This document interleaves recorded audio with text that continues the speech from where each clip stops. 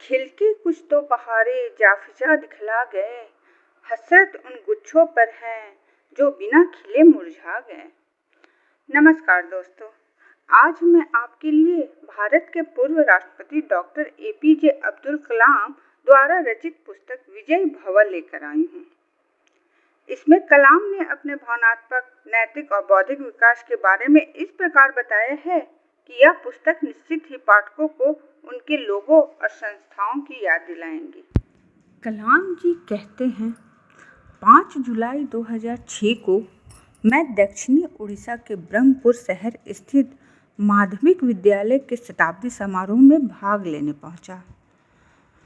तूफानी मौसम के बावजूद वहां हजारों विद्यार्थी उपस्थित थे। उन्हें देखकर मेरा हृदय आनंद से भर गया। मेरे साथ मेरे मित्र श्री कोटा हरिनारायण थे, जो भारतीय हल्के लड़ाकू विमान विकास परियोजना के प्रमुख रह चुके हैं। श्री कोटा भी इसी विद्यालय के एक विशिष्ट व पूर्व छात्र थे। मैंने उनसे पूछा, जब आप यहाँ पर विद्यार्थी थे तब क्या कभी सोचा था कि एक दिन आप एक लड़ाकू विमान का विकास करेंगे?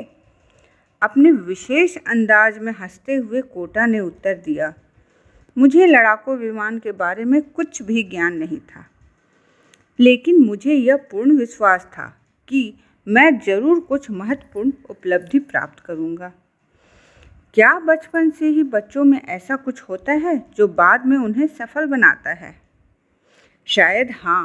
रामेश्वरम पंचायत बोर्ड स्कूल में विज्ञान के मेरे अध्यापक श्री शिवा सुब्रमण्या अय्यर ने सन 1941 में मुझ में एक विशाल दृष्टिकोण का द्वार खोल दिया था, जब उन्होंने बताया कि पक्षी कैसे उड़ते हैं।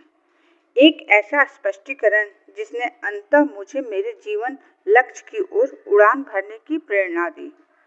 तथ्यात्मक व लाक्षणिक दोनों प्रकार से एक अध्यापक की जिम्मेदारी बहुत महत्वपूर्ण होती है कि एक विद्यार्थी को वह सारे बोध और अभ्यास उपलब्ध कराएं जिस कारण एक 10 साल का बच्चा एक लंबे वंश क्रम को विकास की ओर ले जाता है।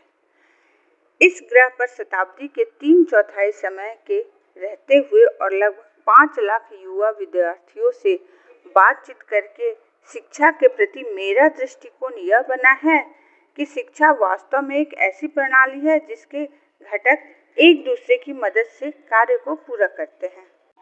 हम 4 अलग अलग घटक चिन्हित कर सकते हैं जो मिलकर एक अंतर संबंधित वस्तु बनाते हैं और जो पूर्ण होती है।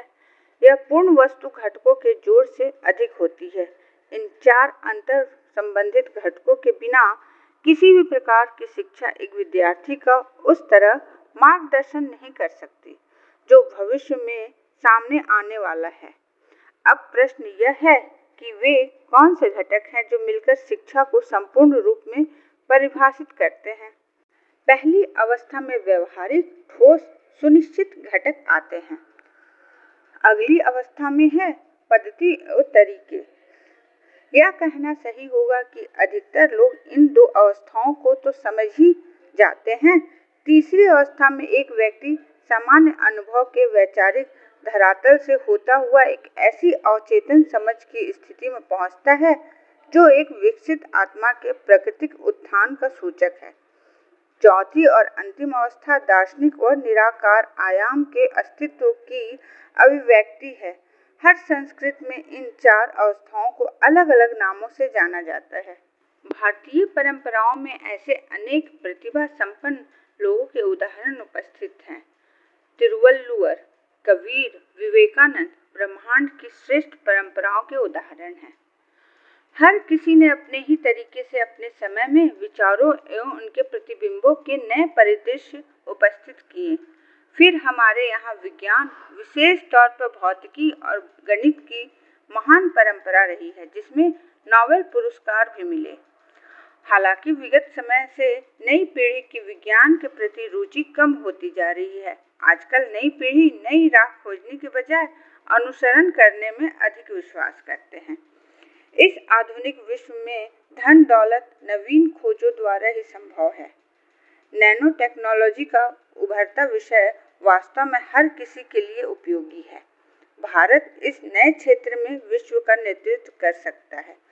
सूचना प्रौद्योगिकी ने भारत को विश्व में एक अच्छी पहचान दिलाई और इन क्षेत्र में उपलब्धियों के लिए सम्मान भी। हालांकि हमसे लाभ कुछ लोगों के रोजगार दिलाने या निर्यात में बढ़ते अनुपात तक ही सीमित है।